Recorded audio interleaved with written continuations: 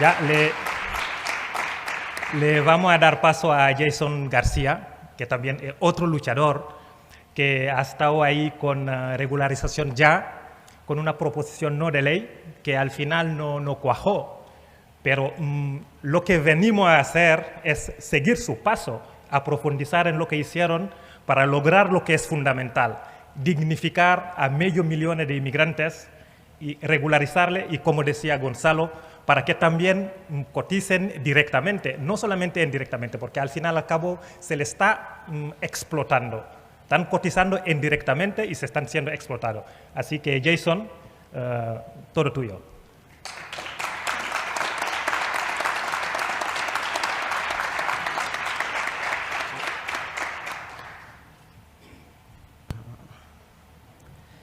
Bueno, primero que todo, agradecer muchísimo la invitación. Para mí es un honor estar aquí.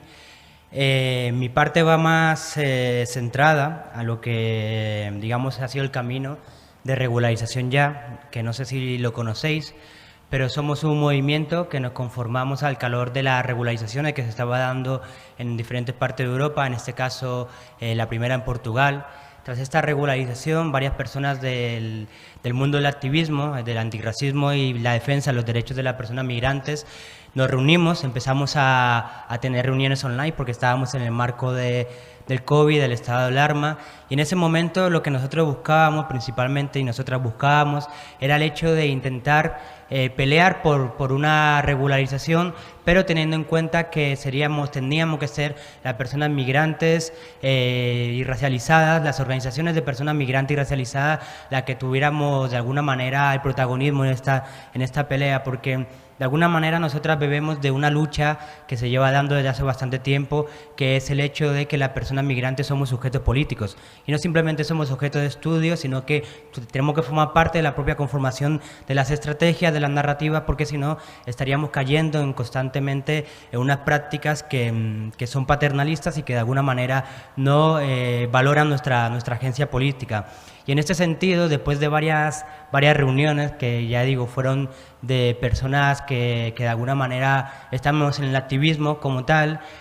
también personas representantes de diferentes organizaciones, llegamos, digamos, a la conclusión, después de conformar los grupos de trabajo y demás, de enviar una carta al gobierno. Y en ese sentido me gustaría leer la carta para que no se me escape ningún tipo de detalle, porque es muy importante, porque aquí estoy también como representante de este movimiento estatal. La carta dice lo siguiente: a la atención del presidente Pedro Sánchez, vicepresidentes Pablo Iglesias, ministra de Igualdad Irene Montero, ministra de Trabajo, Economía Social Yolanda Díaz, ministro de Inclusión Social, Seguridad Social y Migraciones José Luis Escrivá, ministros del Interior Fernando Grande Marlaska y defensor del pueblo, el anterior defensor del pueblo, Francisco Fernández Marugán. La lucha de las personas migrantes y refugiadas que exige al gobierno la regularización extraordinaria y sin condiciones está más vigente que nunca. Hoy, pese al confinamiento para contener al COVID-19, seguimos movilizadas para que se reconozcan nuestros derechos y nuestra dignidad. E interpelamos a todas las autoridades competentes para que asuman este desafío de manera integral, inclusiva y humana. Desde una acción articulada en una red estatal de colectivas migrantes y antirracistas autoorganizadas, alzamos la voz por nosotras, por las personas que no han podido sumarse porque se encuentran confinadas en los CETIs, y las que pueden quedar en los centros de internamiento de extranjeros, por la infancia que migra sola y por quienes quedaron silenciadas en el mar. Aquí estamos junto a las refugiadas, las supervivientes precarizadas que no pueden acceder al trabajo por no tener papeles y las que trabajan sin que se respeten sus derechos laborales. La pandemia del coronavirus ha puesto en evidencia una vez más que es la población migrante y refugiada quienes más sufrimos los efectos nefastos de la política de ajustes y recortes del gobierno en el ámbito sanitario, social, laboral y económico. La consecuencia es el agravamiento de nuestras condiciones de vida, sobre todo para las casi 600.000 personas que nos encontramos en situación administrativa irregular. En ese sentido, denunciamos las precarias condiciones laborales, la desprotección y explotación que vivimos, las cuales han sido evidenciadas por diversas organizaciones y colectivos en todo el territorio español. Así se constató el pasado mes de febrero por el relator especial sobre la pobreza extrema y los derechos humanos de la Organización de las Naciones Unidas, Philip Ashton, cuando visitó a los temporeros de Huelva y a las trabajadoras del hogar y los cuidados en Madrid, dos de los tantos sectores ocupados mayoritariamente por personas migrantes en situación de precariedad y explotación, como también ha señalado Gonzalo en el estudio de Por Causa. El relator afirmó de los primeros que sus condiciones eran inhumanas, de las peores que había visto por el mundo, la situación de los temporeros, y de la segunda, la situación de las trabajadoras del hogar y de los cuidados, que era un sector empobrecido y exento de la adecuada protección legal. Por lo tanto, en ese momento le estábamos pidiendo al Gobierno, estamos ante una oportunidad histórica para que los responsables políticos emprendan una recomposición social, poniendo en el centro la preservación de la vida, la defensa de los bienes comunes, la solidaridad, la justicia social, como principios rectores para este nuevo acuerdo político de país. En lo que nos atañe, estas respuestas implican también reconocer las luchas de organizaciones de personas migrantes que denuncian el racismo en las estructuras institucionales y legales vigentes que las excluye y les niega derechos, y reivindicar sus demandas de reconocimiento e inclusión social que hoy más que nunca son necesarias y urgentes. Las medidas para hacer frente al impacto económico y social que ha venido adoptando el Gobierno desde el inicio de la emergencia sanitaria han tenido el común denominador de dejar fuera a las personas y familias que se encuentran en una situación de mayor vulnerabilidad, en su mayoría personas migrantes y refugiadas. Por su parte, en los casos que las personas migrantes hemos sido tomadas en consideración, se lo hizo de manera instrumental, cortoplacista y sin garantizar las condiciones mínimas de seguridad y prevención en el trabajo, como es el caso del Real Decreto de Ley del 13/2020 del 7 de abril por el que se adoptan determinadas medidas urgentes en materia de empleo agrario, o el Real Decreto de Ley 11/2020, cuyas medidas obvian la situación de infravivienda o sin techo en que vivimos muchas personas sin papeles. Se trata de políticas insolidarias, explotadoras, ciegas a nuestra realidad. Esta es la carta que le enviamos al Gobierno en su día, que se lo enviamos también al Defensor del Pueblo, y en la cual de alguna manera marcábamos varios puntos que serían la que alimentaría nuestra proposición no de ley. Pero antes de llegar a la proposición no de ley, estuvimos de alguna manera valorando cuáles eran los pasos a seguir. Y en ese sentido, en ese momento, se estaba debatiendo en el seno del Gobierno una de las que en un principio eran las medidas estrella, que era el ingreso mínimo vital. Nosotras desde Regularización Ya hicimos un documento en la cual nos adelantamos, porque era el momento en el cual se estaba discutiendo entre el Ministro de Inclusión y Migraciones y el Ministerio de Derechos Sociales, que en ese momento estaba como ministro Pablo Iglesias. Se estaba discutiendo lo que era el contenido del ingreso mínimo vital. Nosotras ya, de alguna manera, por los propios movimientos que estábamos haciendo, nos estábamos de alguna manera anticipando a las excusas que nos iban a poner. Y en ese sentido, nosotros elaboramos un documento en la cual le mostrábamos los diferentes caminos por los cuales las personas en situación administrativa irregular podían formar parte de ese ingreso mínimo vital. Se lo presentamos a los asesores del ministro, también se lo enviamos a la gente del Ministerio de Derechos Sociales, los asesores de Derechos Sociales, y finalmente no se tuvo en cuenta estos caminos que planteamos para que la persona en situación administrativa irregular entrara en este ingreso mínimo vital. También nosotros tuvimos en el seno de la organización un debate sobre si hacer esto o no, porque realmente veíamos que era un parche, pero veíamos que era necesario que mientras conseguíamos el objetivo de la regularización, por lo menos a las personas en situación administrativa irregular se les metiera en este ingreso mínimo vital para que de alguna manera la situación de vida de malvida en la que viven las personas que están en situación administrativa irregular fuera de alguna manera un poco menos dura, ¿no? En ese sentido, no se tuvo en cuenta nuestra propuesta. El ingreso mínimo vital salió sin que se tuviera en cuenta, y también sabemos que de alguna manera, todos sabemos que dentro de un gobierno también hay peleas internas, ¿no? Y a pesar de que en algún momento se pudo considerar por ciertos gobiernos, tenemos muy claro que el ministerio que más ha parado y que más ha puesto en contra de esta medida de regularizar a la persona en situación administrativa irregular es el Ministerio del Interior, que cada propuesta que llevábamos siempre había alguien del Ministerio del Interior que ponía más trabas para poder llevar a cabo esta regularización.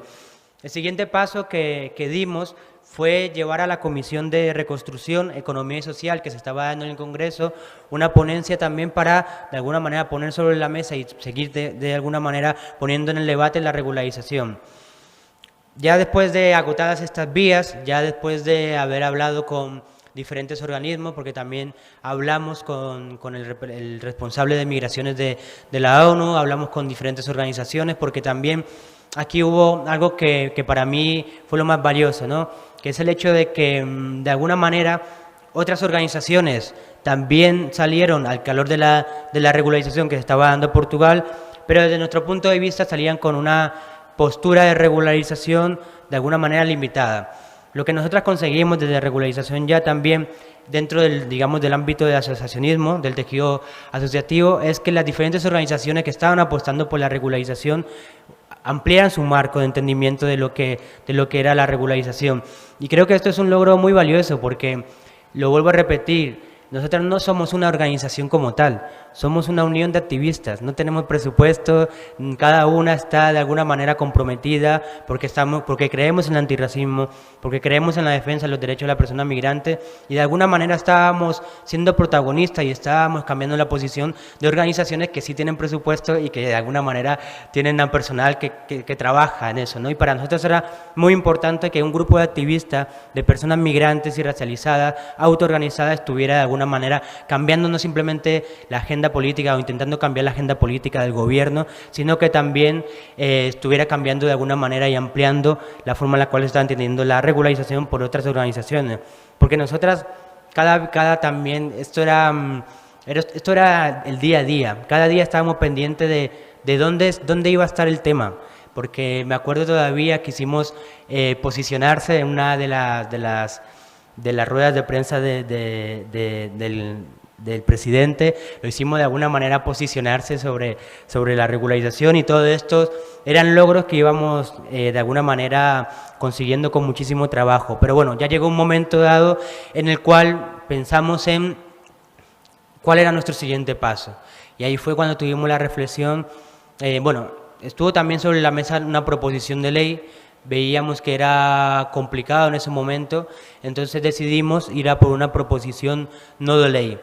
Esto fue un trabajo que de alguna manera no se entendería y para mí también es muy importante reconocer ese trabajo de la diputada María Dantas, de Esquerra Republicana de Cataluña.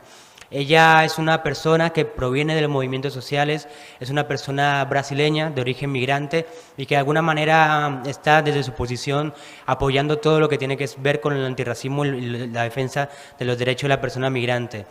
El trabajo que nosotros hicimos fue, y junto con ella, convencer a 8 grupos parlamentarios para que aprobaran esta proposición no de ley. Finalmente, la proposición no de ley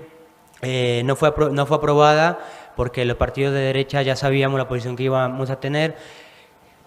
Fueron muchísimas las vías que intentamos mover para convencer al Partido Socialista, al Grupo Parlamentario Socialista, de que votara a favor de esta regularización,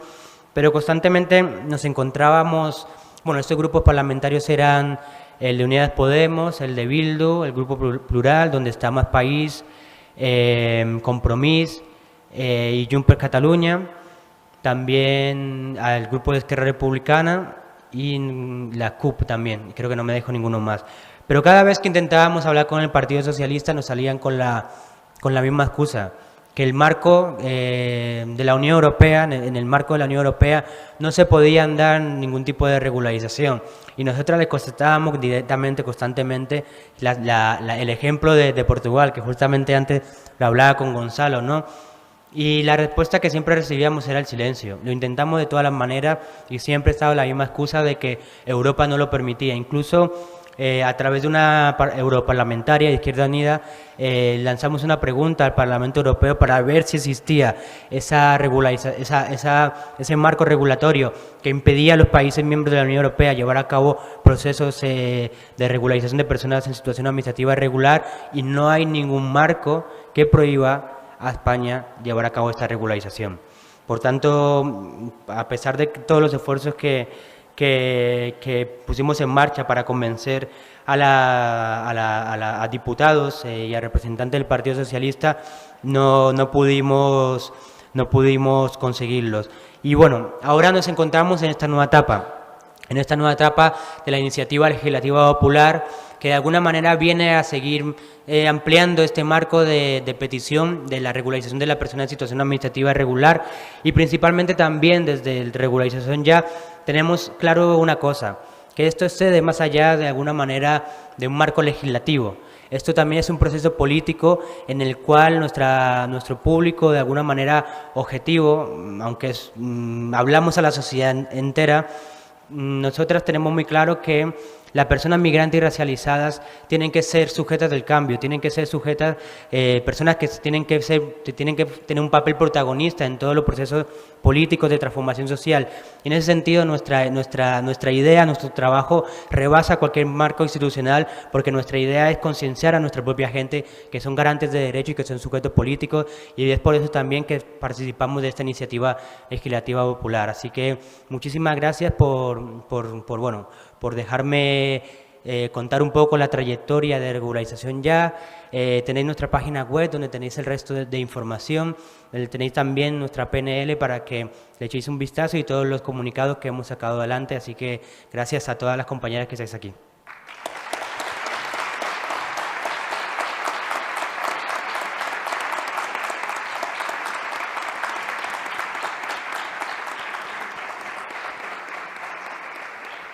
Muchísimas gracias, Jason. Muchas gracias por el trabajo que estáis haciendo, y mi máximo enhorabuena a tus compañeros y compañeras de Regularización Ya, porque hicisteis un excelente trabajo, pudisteis llevar ese debate en la política, y sobre esa base nosotros vamos a seguir trabajando. Así que muchísimas gracias. ¿Vale?